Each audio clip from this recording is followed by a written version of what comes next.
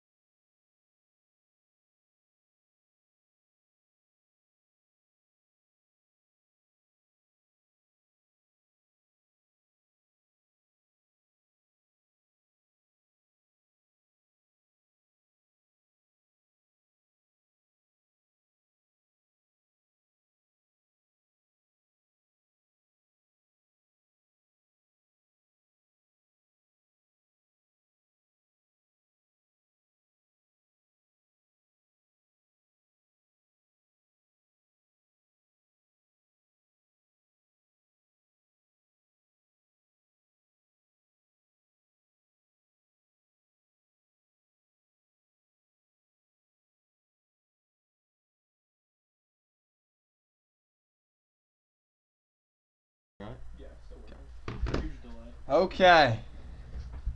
So I think we're gonna get this started. Well, first of all, I'll start off by introducing myself. My name's Liam Kovach. I'm 18 years old. I'll be a freshman at Columbia University in New York City, studying applied mathematics with minors hopefully in economics and computer science, starting this fall. I guess this live stream is just going to be kind of a presentation about what I found kind of interesting this week and what I think I guess just mainstream media in general doesn't necessarily touch upon that's still kind of important. And also, towards the end, I'll give an update on the company I'm working on. And in future videos, we might be getting a little more technical on some of the content. So, without further ado, let's speak about the week. So, I guess a little bit further into this overview of the series, it's going to be weekly. That's the goal. And we're going to be mainly speaking on world news, finance, and occasionally politics. So this week we're going to be mainly touching upon net neutrality, Bitcoin's big month ahead, and then I'll give you a little update on my startup. So, don't know why that's looking like that, but so we'll start with net neutrality. So first we'll give a little background. Net neutrality, for those who don't know, it prohibits some laws that prohibit internet service providers, ISPs like AT&T, Comcast, and Verizon from speeding up, slowing down, or blocking any content, apps or websites that you use on a regular basis. So when you use the internet, you kind of take this for,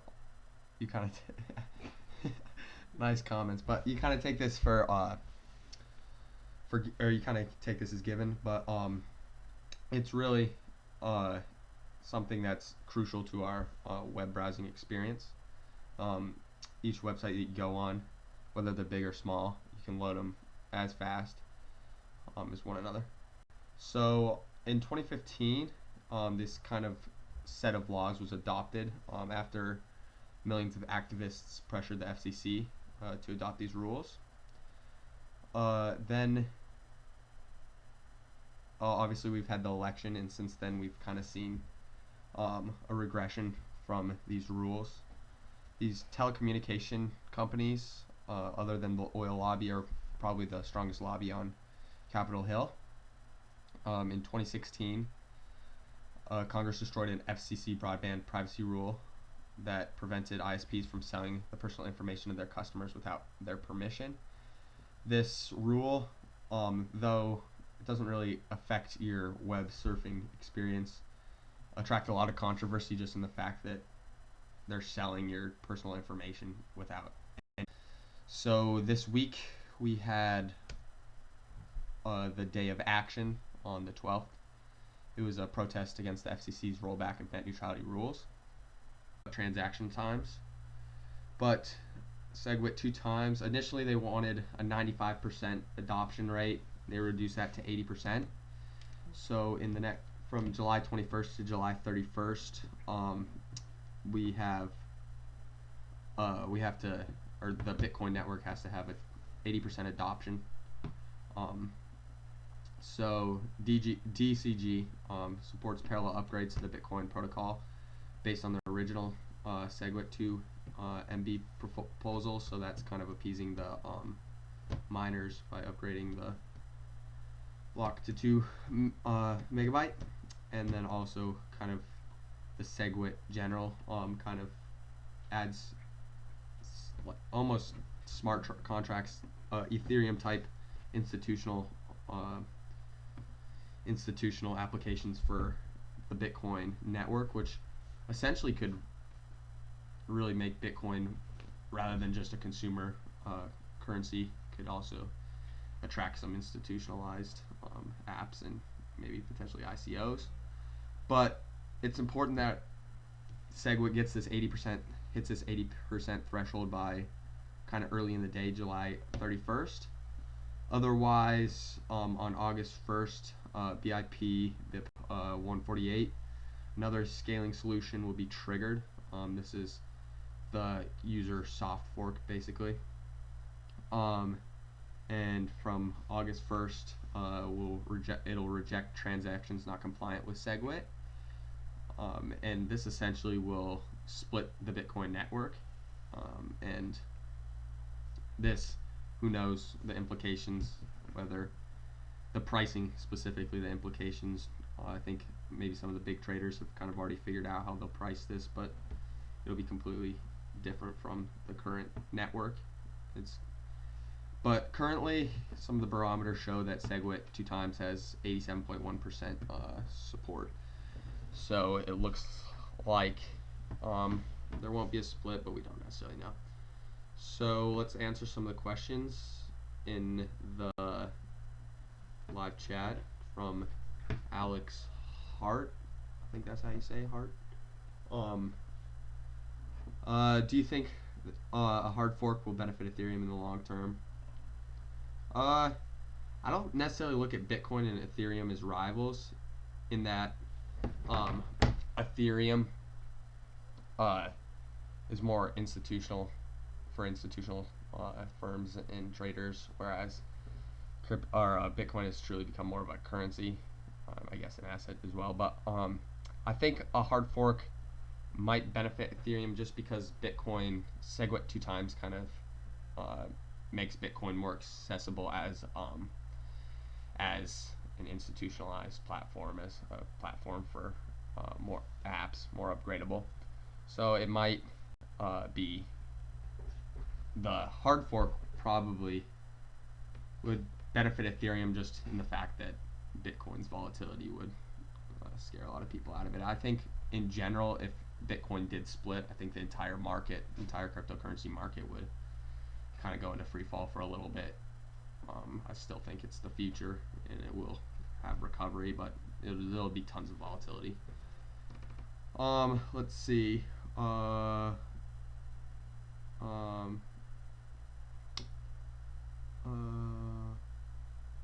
Network into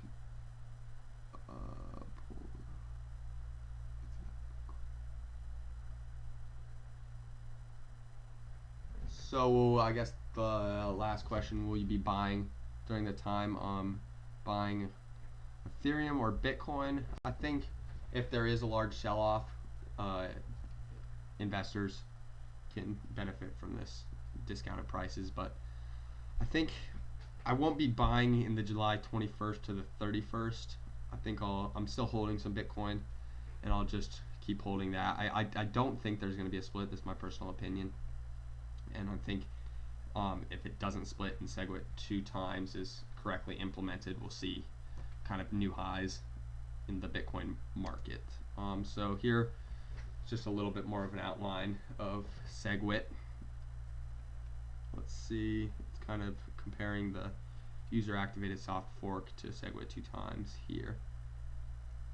Okay, so I guess a little bit more in depth what it means for the Bitcoin market. So as I said, if SegWit 2 times goes on as planned and is fully implemented, Bitcoin's price, I think, in my opinion, will see new high. There's been a massive sell-off recently, and I look at it as a discounted price. And I think Bitcoin, if the SegWit 2 times goes on as planned, will kind of compete a little bit better with Ethereum. And obviously, Ethereum's seen tremendous success this year. But otherwise, a split would likely cause a crash and prompt investors to move into other cryptocurrencies and more general investors to move out of the cryptocurrency market.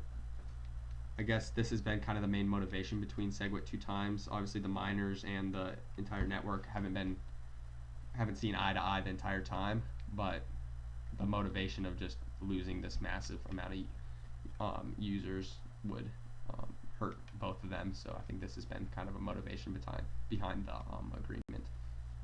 But having said that, many people think the current price of Bitcoin factors in the uncertainty in store in the near term. So I think short term it's okay to hold.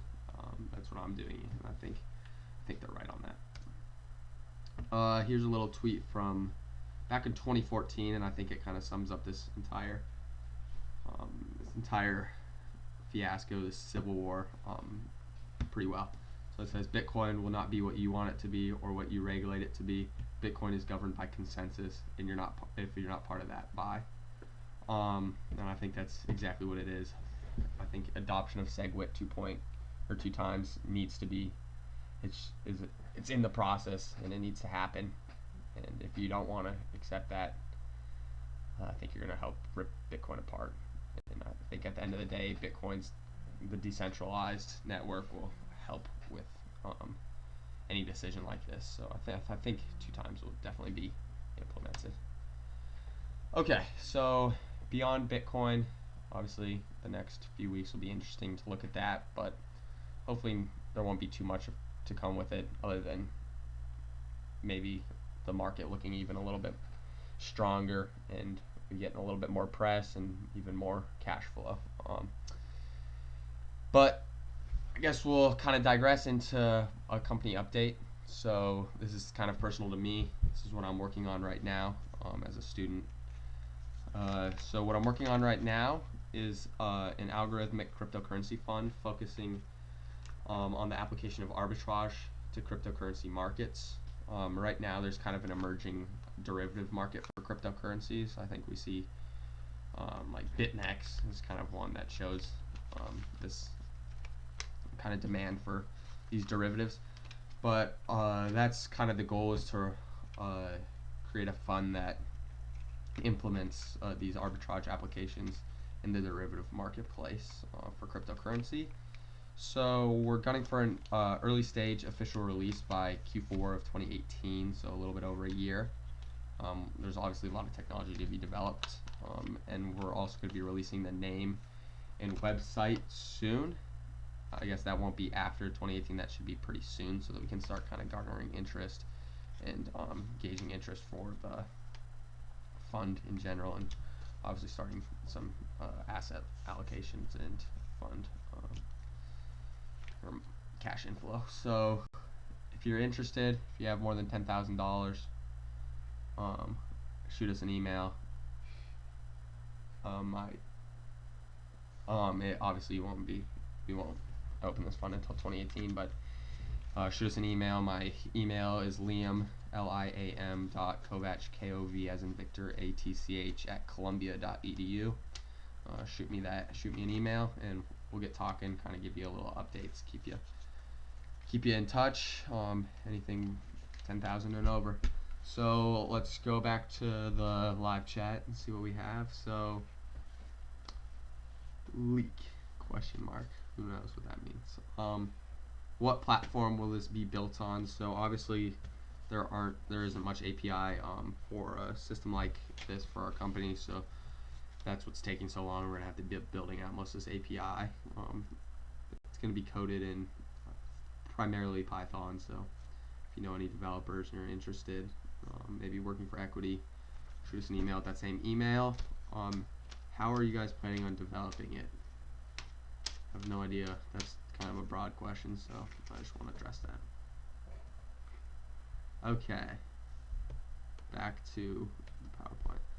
So now we'll talk on, I guess, more current events and kind of more trendy stuff. I think one of my favorite news sites and just on primarily current events is YouTube.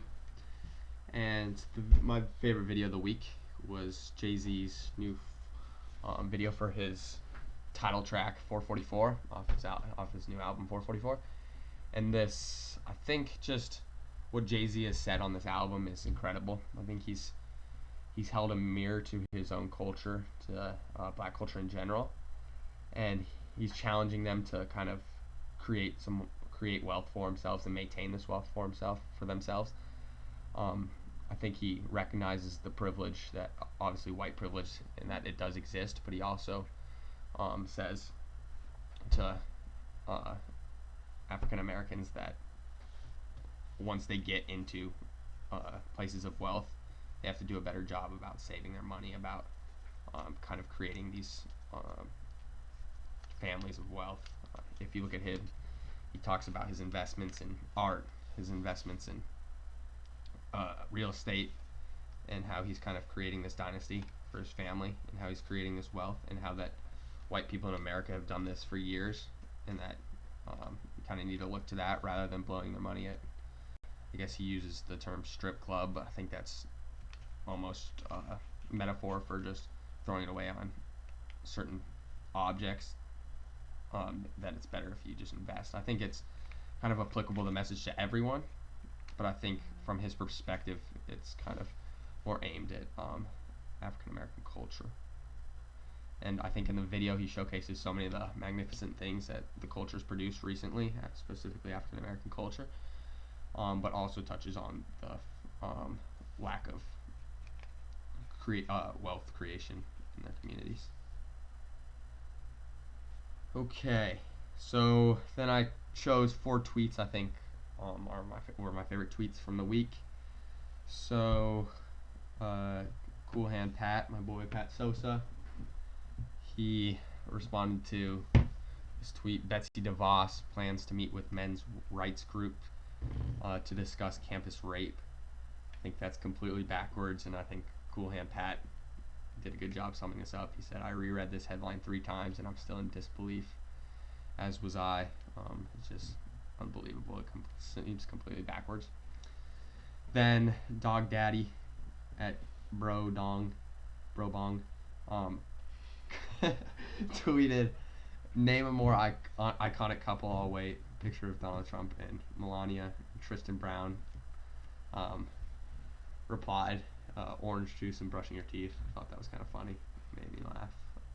It only had 11 retweets. I thought that was kind of, I don't know, I thought there should be more. But then this woman, Cosmopolitan, said shout out to that elevator. As you know, the Beyonce Jay-Z elevator fiasco, the Solange Beyonce Jay-Z elevator fiasco, and the three albums that were kind of results of what I'm looking to do each week. I guess thanks for tuning in, and I look forward to kind of talking about some more events next week, kind of revisiting maybe the Bitcoin scaling solutions as they're happening, as they're unfolding. It'll be kind of an interesting week next week because we're getting all this data in of the adoption rate. But I think hold your Bitcoins, wait in the markets, and I'll look forward to talking to you guys next week. Thanks for tuning in, and we'll see you then. Bye.